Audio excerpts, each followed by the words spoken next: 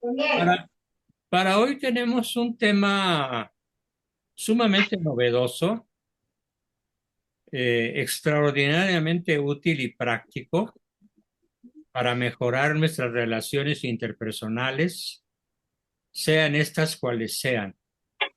Esto aplica a la educación de los hijos, a la relación con los padres, con los hermanos, con los amigos, con los vecinos.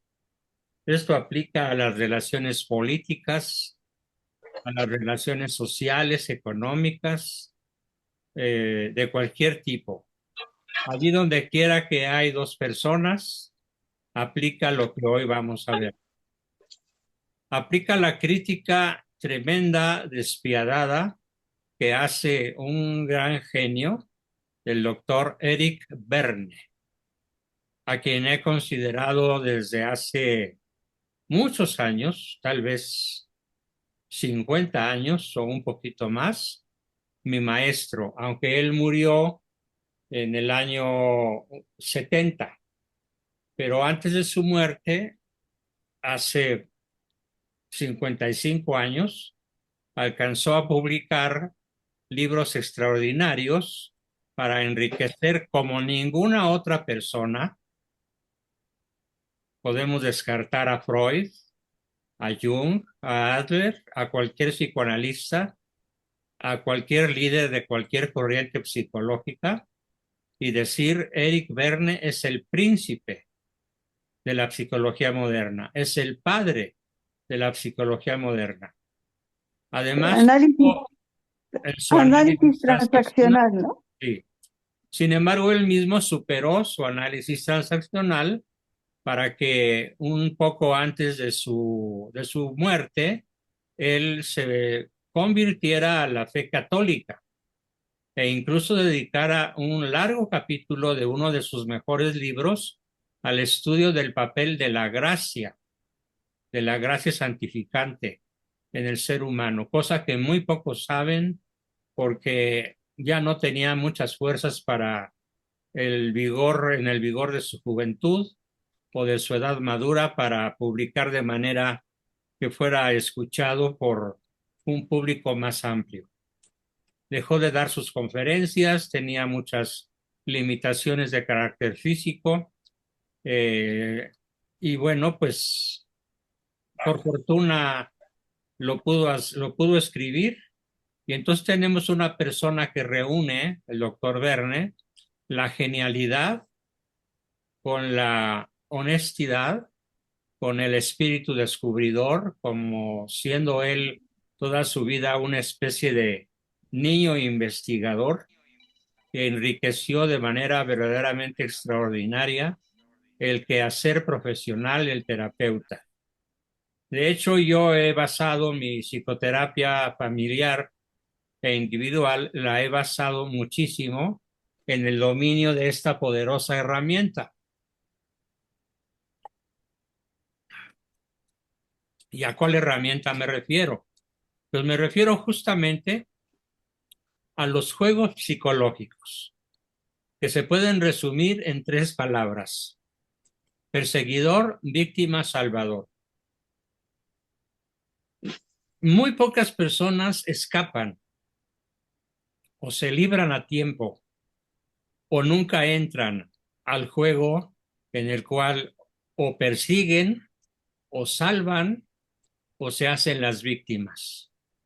De hecho, la mayoría de las personas que habitan el planeta Tierra se la pasan jugando uno de estos tres juegos o los tres en forma sucesiva.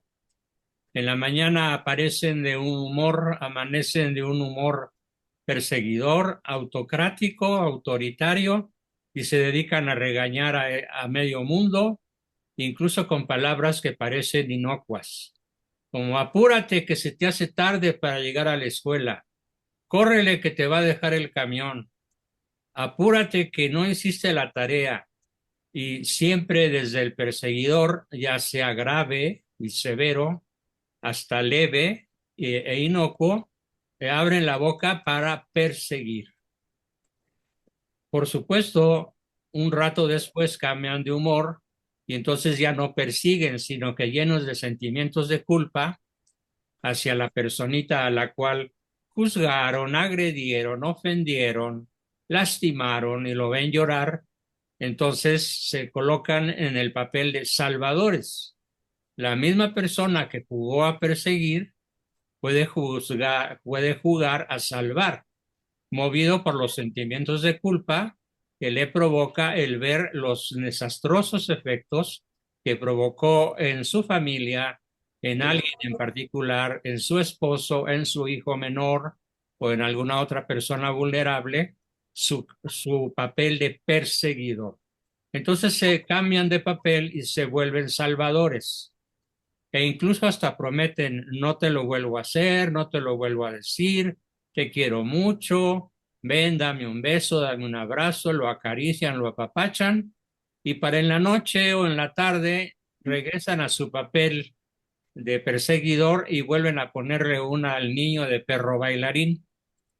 Y luego por la noche se sienten víctimas de su propia actuación, se sienten deprimidos, se sienten culpables y entonces entran de puntillas a la habitación de su hijo o de la persona ofendida para certificar que goza de salud, que está dormidito y que pues mañana será otro día.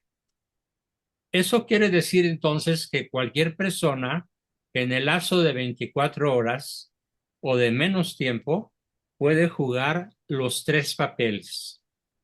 Persigue, salva y se hace la víctima. La misma persona. Lo que sucede es que esa persona tiene una preferencia, tiene una manera de equivocarse que es su favorita. Por ejemplo, hay personas que de manera preferencial, de manera ostensiblemente mayoritaria, juegan a ser perseguidores. Y entonces, ¿cómo los denomina el sujeto perseguido? Aunque sea un niño de 5 años o un adolescente de 13. Ah, pues mamá es una regañona. Mamá es un ogro. Papá es un tirano. Papá, mamá o el maestro de la escuela. Son unos tiranos que no me comprenden, que no me ayudan, que nomás me gritan, me castigan, me pegan, me hacen sentir mal.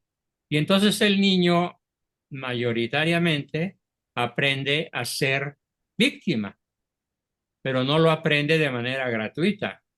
No lo aprende porque eso le guste, nada más porque sí, sino que de manera causal, no casual, causal, él juega a la víctima porque sus padres o uno de los dos padres o incluso algún maestro de la escuela le ha enseñado a pasarse la vida jugando a ser víctima. Entonces, en síntesis, una persona cualquiera a lo largo de su vida alterna los tres papeles, pero tiene un favorito: o perseguir, o salvar, o hacerse la víctima. Vayan pensando cuál es su papel favorito, porque prácticamente no existe ser humano que no tenga alguna tendencia preferida en este asunto de los tres papeles del jugador psicológico. O le gusta perseguir, o le gusta salvar, o le gusta hacerse la víctima, porque muy pocas personas podrían repartir el porcentaje en 33.3 entre cada uno de los tres papeles.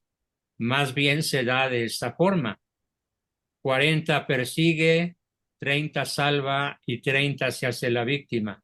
Y entonces ya tienes el 100. O bien 60 dedica a quejarse y hacerse la víctima y los otros 40 los reparte entre perseguir y salvar. Cada quien tiene su porcentaje de preferencias y lo importante es que nos vayamos dando cuenta de cuál es nuestro papel preferible.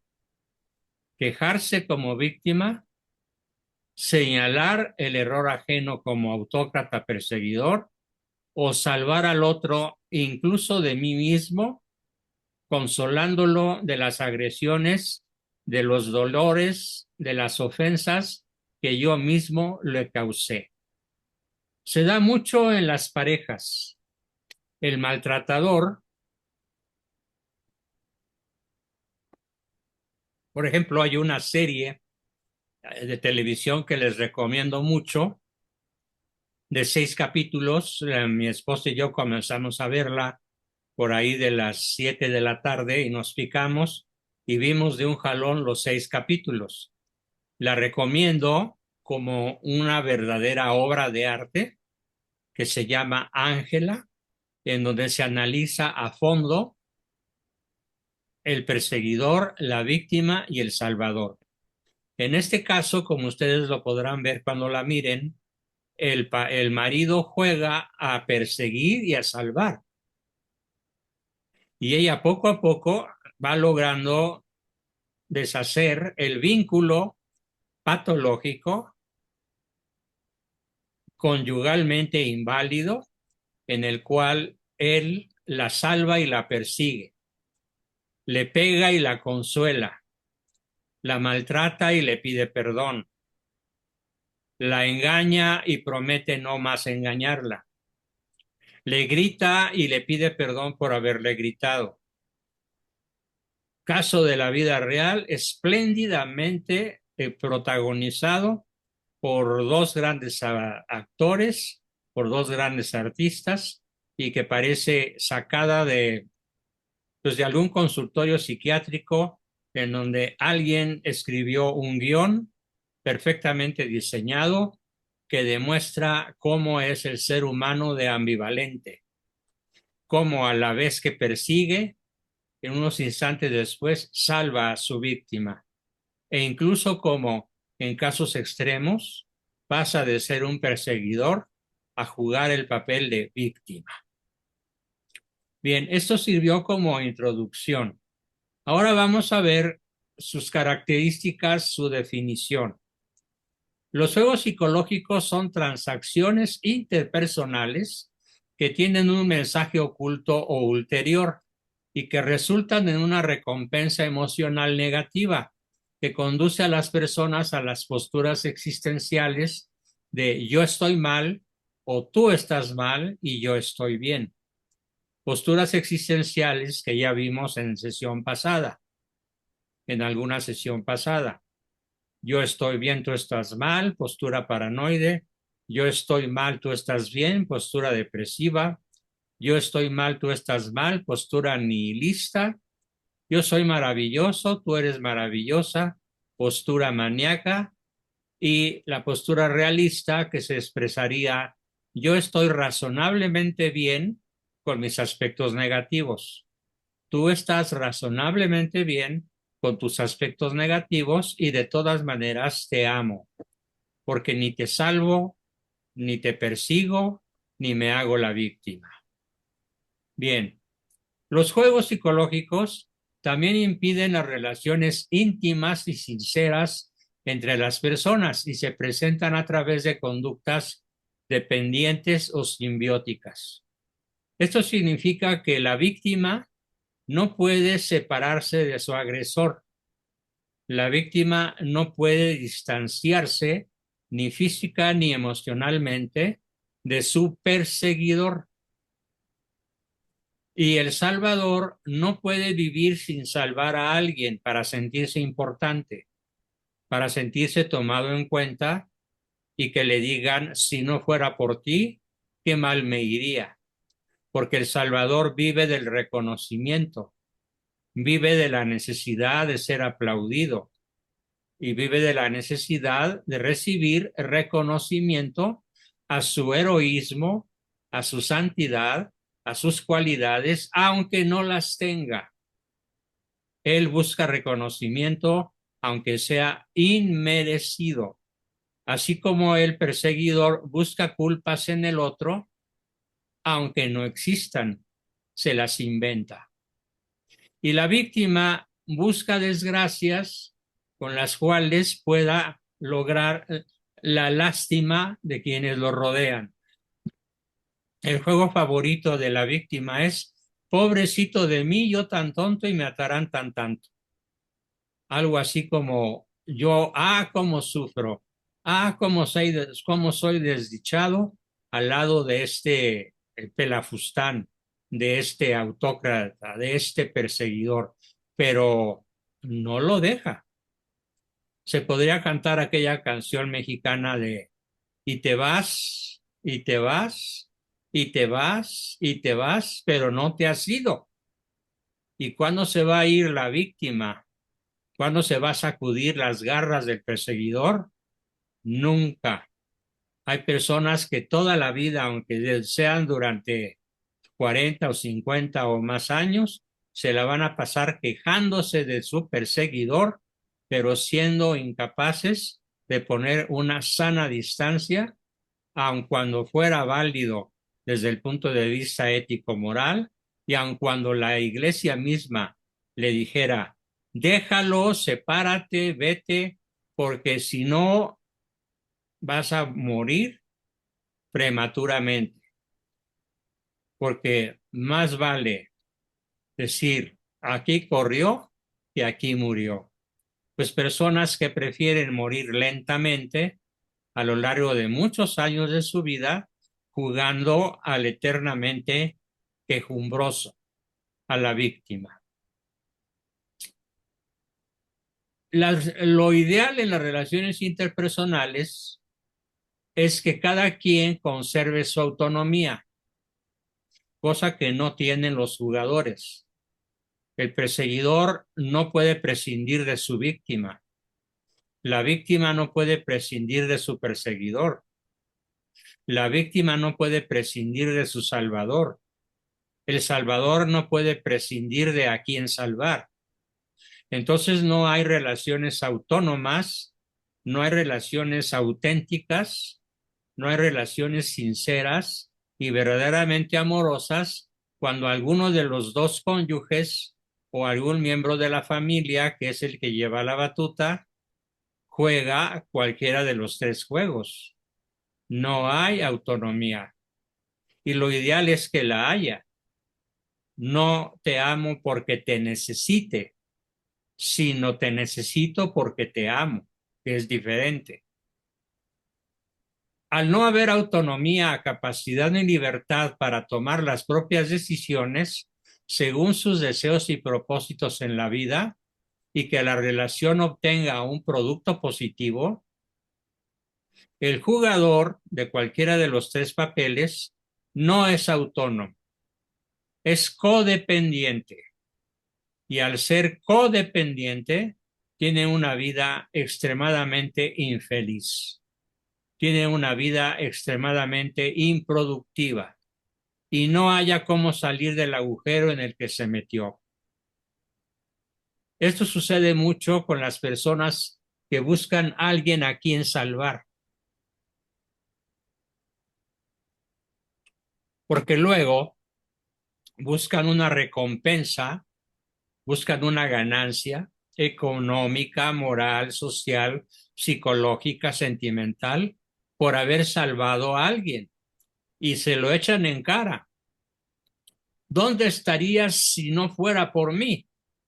Que te saqué del fango, que te saqué de la miseria, que te saqué del no ser nadie ni nada.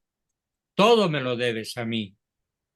Y así van a pasar su vida haciendo dependiente a la víctima que han salvado. Y la víctima necesita al Salvador porque siente que no es autónoma para poner un límite, romper esa relación neurótica maldita, enfermiza y enfermante, y, y entonces así se la va a pasar toda su vida. Ahora bien, ¿qué características tienen todos los juegos? Aparte de que todos los juegos están jugados por alguno de los tres personajes, o una misma persona puede jugar sucesivamente a perseguir, salvar y hacerse la víctima en un lapso corto, incluso a veces dentro de unos pocos minutos, no digamos a lo largo de una jornada. En primer lugar, los juegos psicológicos son repetitivos. La persona que los juega promete, nunca más te insultaré, nunca más me iré de farra, nunca más te pondré los cuernos, nunca más te golpearé, nunca más faltaré a mis obligaciones de padre de familia, nunca más, y pueden poner después de ese nunca más lo que se les antoje.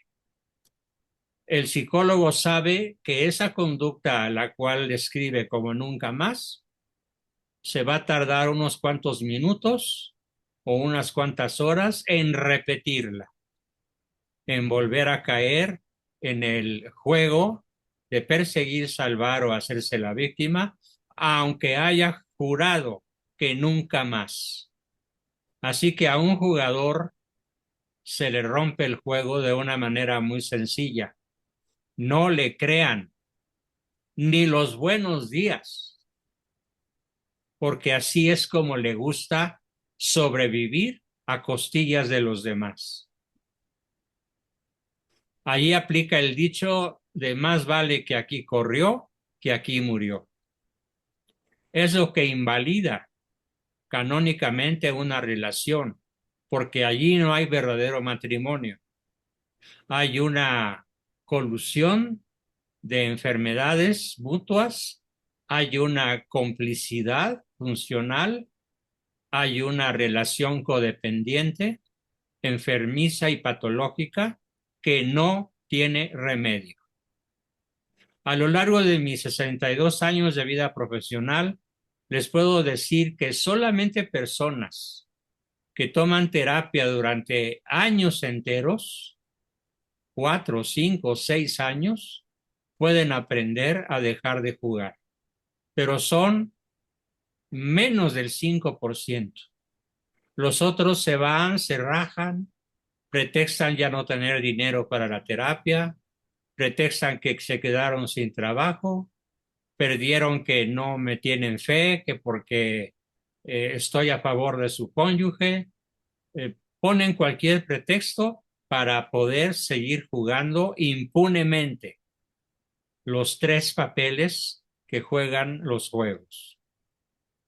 O sea, se repiten constantemente durante toda una vida, por larga que ésta sea. Segundo, ocurren siempre de un modo similar.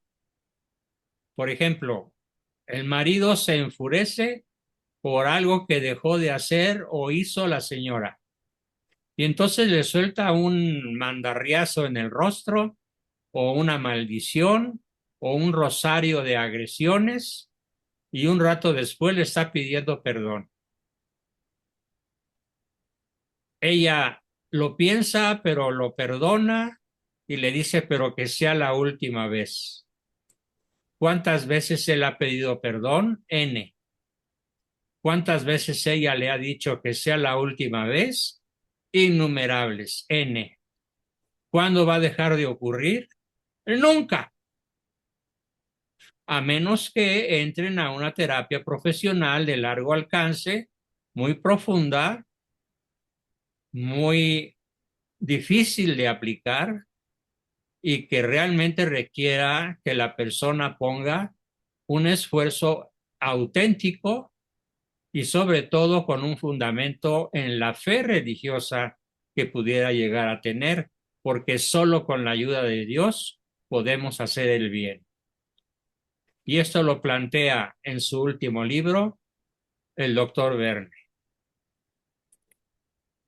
en el papel que juega la gracia de Dios para poderse librar de los juegos psicológicos y librar al prójimo con el que uno vive de las nefastas consecuencias de andar jugando cualquiera de los tres papeles.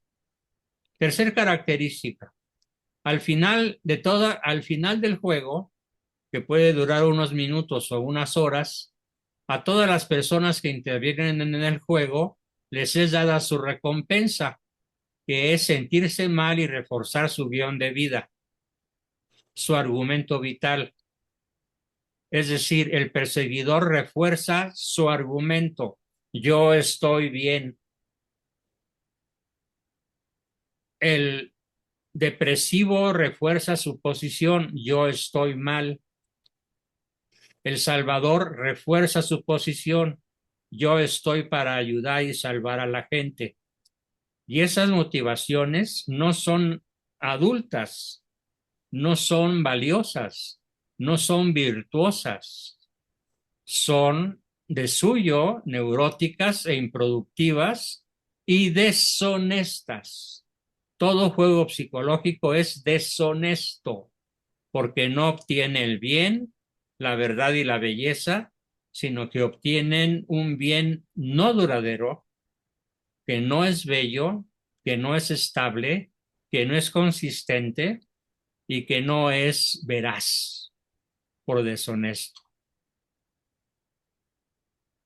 Dentro del juego psicológico, cuarta característica es que los jugadores intercambian tres roles con frecuencia: perseguir, salvar y hacerse la víctima, como ya lo dije.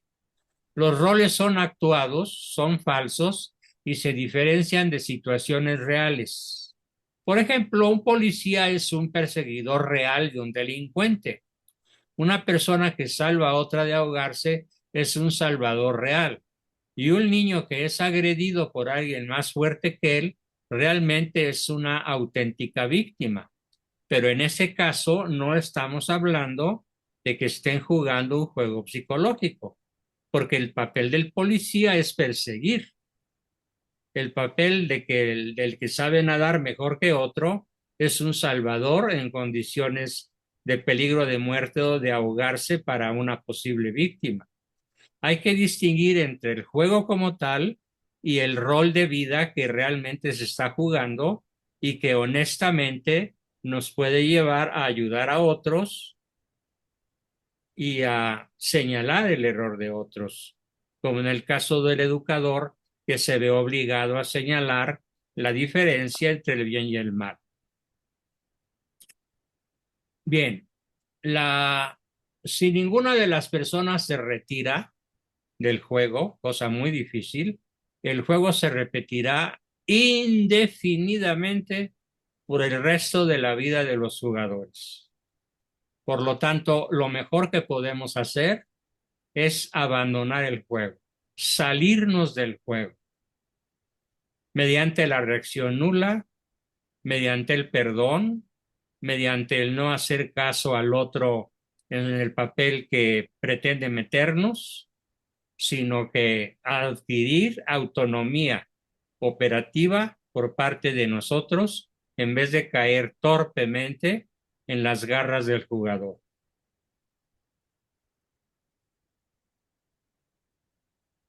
Al hecho psicológico de jugar a perseguir, a salvar y a hacerse la víctima se le llama el triángulo dramático. Otros autores prefieren llamarlo triángulo mortal, porque de necesidad, por necesidad, mata lentamente porque la persona jugadora contrae enfermedades, sobre todo dos tipos de enfermedades: gastrointestinales,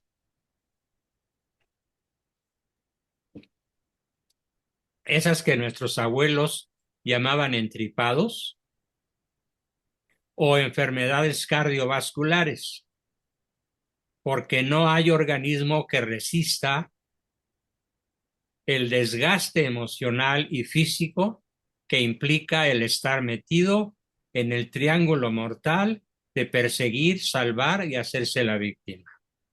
Luego entonces, por la salud mental de todos nosotros, mi poderosa invitación es: sálganse del juego.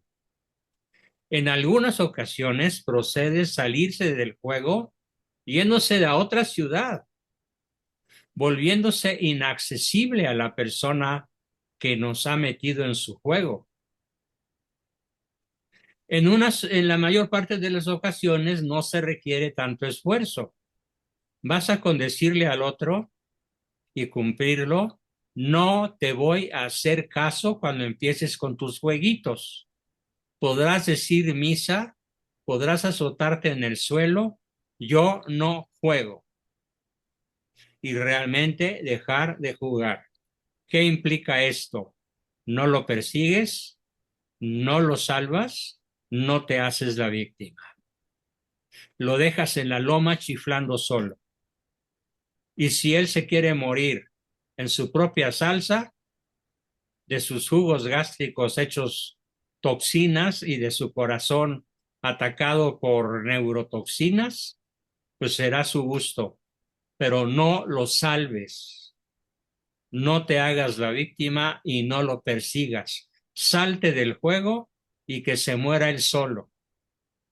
Pero, aunque no se muera, es muy probable que si tú te sales, como él ya no tiene con quién jugar, probablemente él deje de jugar al no tener ya con quién jugar, a quién a quién hacer víctima, a quién salvar, a quién perseguir, al ya no tener alguien que le dé paridad al juego, alguien que le haga el juego, tendrá que abandonar sus juegos y aprender a vivir de otra manera, no neurótica, sí productiva, pero tú tienes una gran responsabilidad que consiste en abandonar el juego. Ni juegues a perseguir, ni juegues a salvar, ni juegues a hacerte la víctima, porque saldrás invariablemente perdiendo, siempre. Nunca hay un juego en el que salgas ganando. Es como en la guerra. En la guerra, por ejemplo, en la Segunda Guerra Mundial, no hubo vencedores ni perdedores. Por eso don Salvador Borrego, un historiador genial, escribió su mejor libro que se llama Derrota Mundial. ¿Quién fue el que ganó la guerra? Nadie. ¿Quién fue el que perdió la guerra? Todos. Y eso se puede asegurar de cualquier conflicto armado. Lo mismo se puede asegurar de el juego psicológico. ¿Quién gana? Nadie. ¿Quién pierde? Todos. El perseguidor pierde, la víctima pierde, el salvador pierde.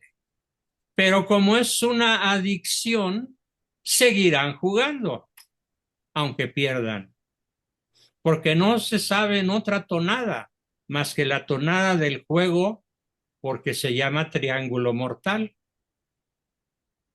Esto es algo que nos conviene a todos aprender de una manera verdaderamente profunda. ¿Cuáles son las causas de los juegos? El lograr la atención de los demás, el sentirse mal para que me protejan. No hay como, ay, me duele, ay, me siento mal, ay, pobrecito de mí. Claro, cuando uno está realmente mal, tiene derecho a decirlo, pero la víctima no dice algo verdadero, finge estar enfermo para recibir la condolencia, la protección o el salvamento ajeno, pero no está siendo sincero en decir lo que realmente le pasa. Obtener reconocimiento a través de caricias, aunque sean negativas. Como dice la canción, odio quiero más que indiferencia. Mátame por piedad, yo te lo pido. Ódiame por piedad, yo te lo pido.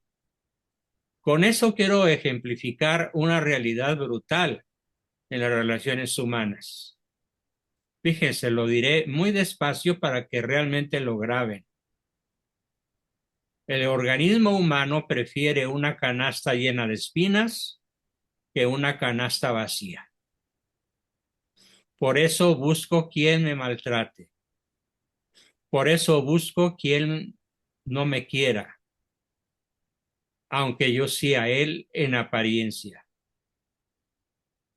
Por eso las canciones mexicanas en general, sobre todo las de José Alfredo Jiménez, son monumentos a los juegos psicológicos. Se me acabó la fuerza de la mano izquierda y me voy ahorita. Pero no se va. Y está que se va y se va y se va y se va y no se va. ¿Por qué? Porque no puede renunciar a la canasta de espinas que todos los días en lugar de sopa le sirve su mujer. Y así le da la posibilidad de quejarse como víctima. con sus cuates en la cantina, con sus confidentes o donde quiera que puede. Por eso decimos, una condición humana muy grave es preferir una canasta llena de espinas que una canasta vacía. Espero que esto quede sumamente claro para que veamos la posibilidad de abandonar los juegos por graves o por leves que estos nos pudieran parecer. Otra finalidad del juego es controlar a otras personas y evitar situaciones que se temen, como la intimidad, e impedir las relaciones abiertas y sinceras. El jugador es un mentiroso. Se queja para recibir caricias falsas. Persigue para ejercer poder. Salva para obtener reconocimiento. Pero las tres cosas son una forma de maldad. Las tres cosas, salvar, perseguir y victimarse, son una manera de obtener indebidamente lo que podríamos obtener de una manera directa, pidiendo y dando tiempo, caricias y reconocimiento de manera verdaderamente honesta. Bien, en la próxima sesión vamos a ver una larga lista de juegos psicológicos. Voy a enumerar algunos para que se queden picados para la próxima sesión. Por ejemplo, el juego imperfección, en el cual la persona siempre encuentra algo mal hecho en lo que el otro hace. El juego si no fuera por ti o si no fuera por mí. El juego pata de palo. El juego patéame.